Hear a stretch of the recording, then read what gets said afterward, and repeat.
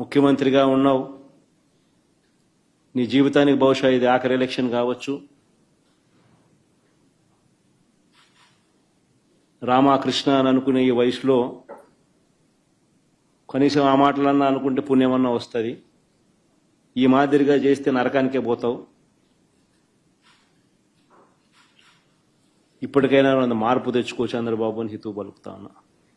ముఖ్యమంత్రిగా ఉన్నావు, నీ జీవితానికి బహుశా ఇది ఆఖరి ఎలక్షన్ కావచ్చు. రామకృష్ణ అని అనుకునే ఈ వయసులో కనీసం ఆ మాటలన్నా అనుకుంటే పుణ్యమన్నా వస్తుంది.